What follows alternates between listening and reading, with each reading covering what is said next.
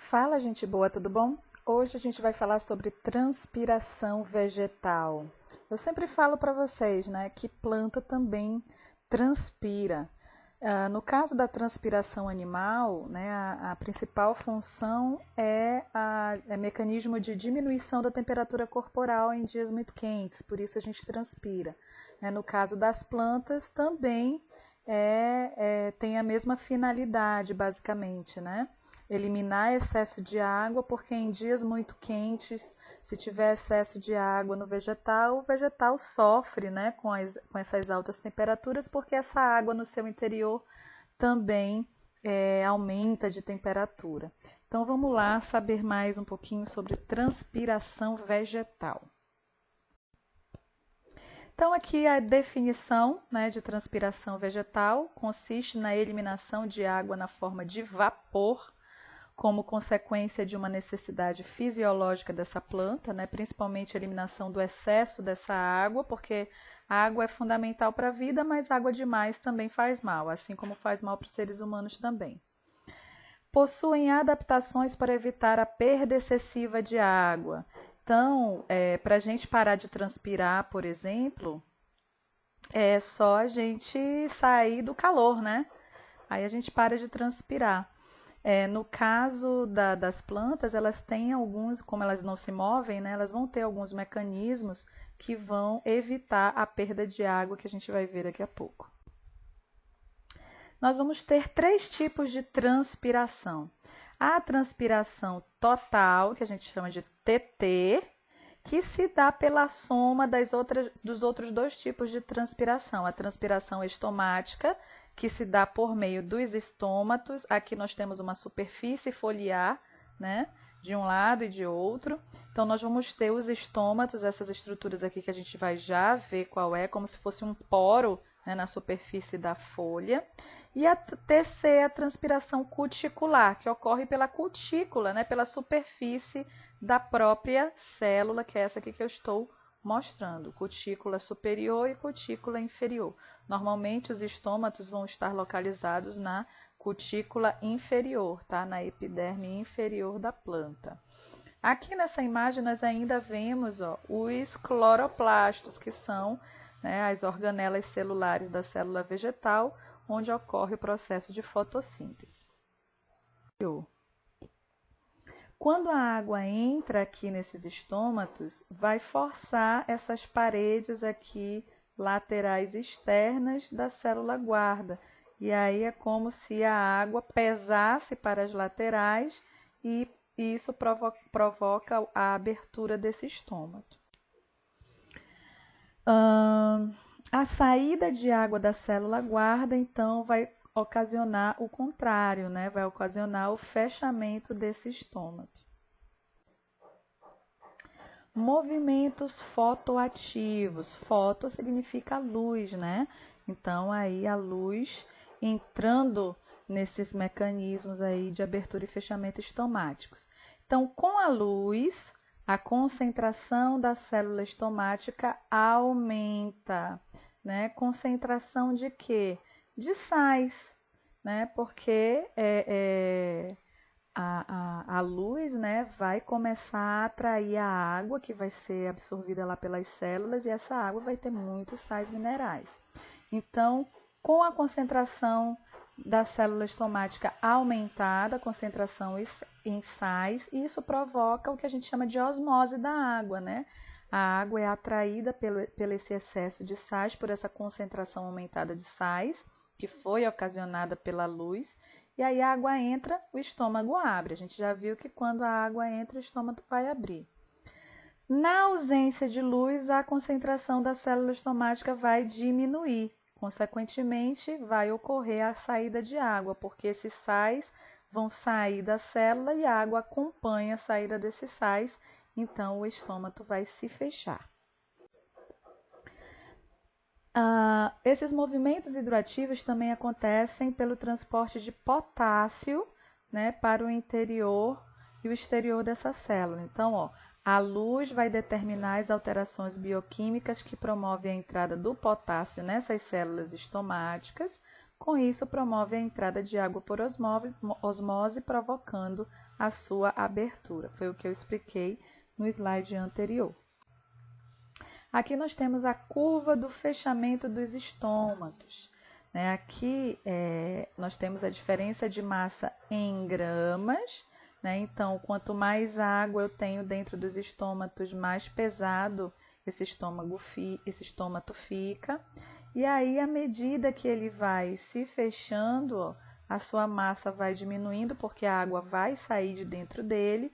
E aqui eu tenho tempo em minutos. Esse tempo de fechamento demora aproximadamente 25 minutos para ocorrer. Adaptações em relação à transpiração. Aqui nós temos 3 imagens. Nós temos 2 imagens de uma mesma planta. Aqui eu tenho um baobá na época de chuva e um baobá na época de seca. O baobá é uma árvore símbolo, das savanas africanas, é a árvore da vida. Então, na época de chuva, ela fica bem frondosa, com as suas folhas e tudo mais, e na época de seca ela perde suas folhas, mas não é que ela morreu, ela não morreu.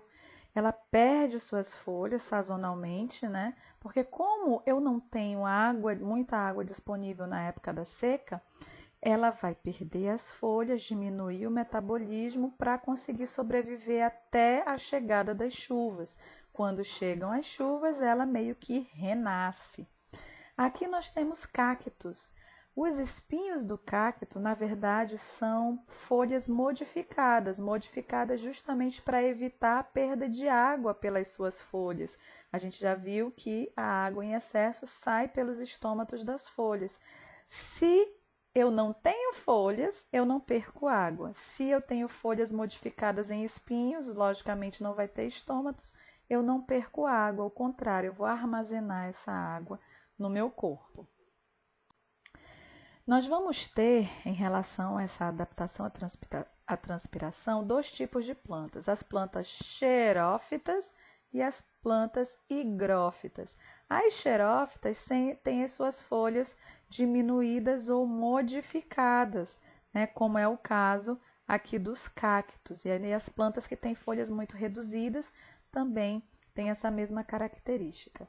E as plantas higrófitas possuem já as folhas largas e moles, grande quantidade de folhas, pequena deposição de cera na sua epiderme, então as folhas não são muito impermeáveis, e ausência de pelos, porque são plantas de clima úmido, que não necessitam muito economizar água, já tem água em excesso no ambiente para elas. Então, por isso, elas vão ter uma grande quantidade de folhas com estômatos.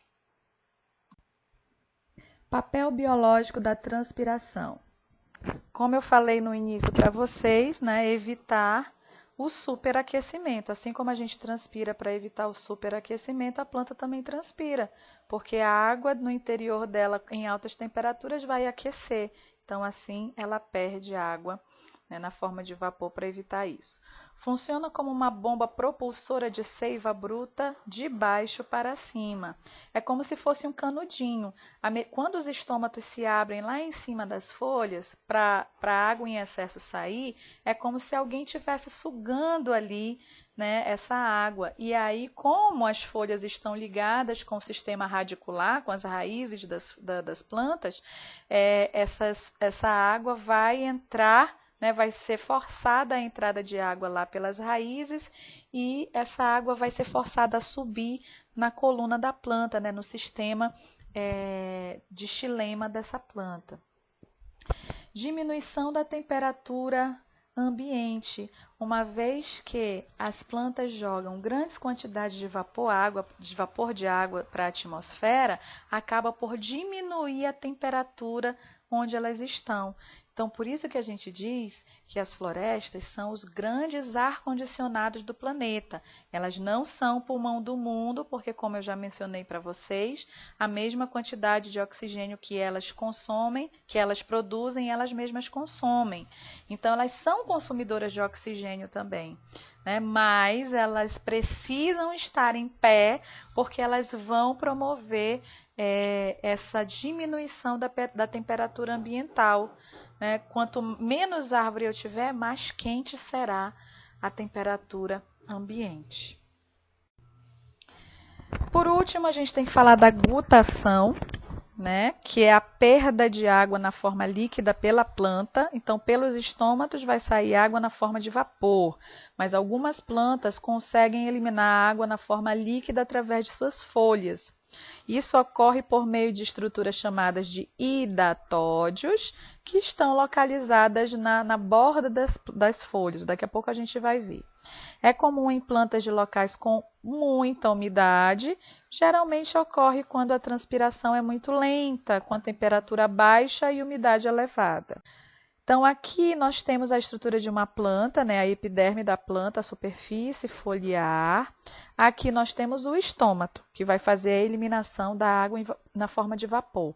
E aqui nós temos o hidatódio, né? A água passa líquida das células para dentro desse reservatório e sai através dessa câmara e sai através desse poro que a gente chama de hidatódio.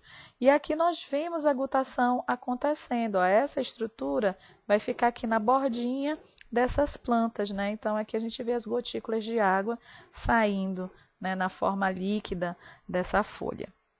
Era isso, minha gente. Espero que vocês tenham gostado da aula.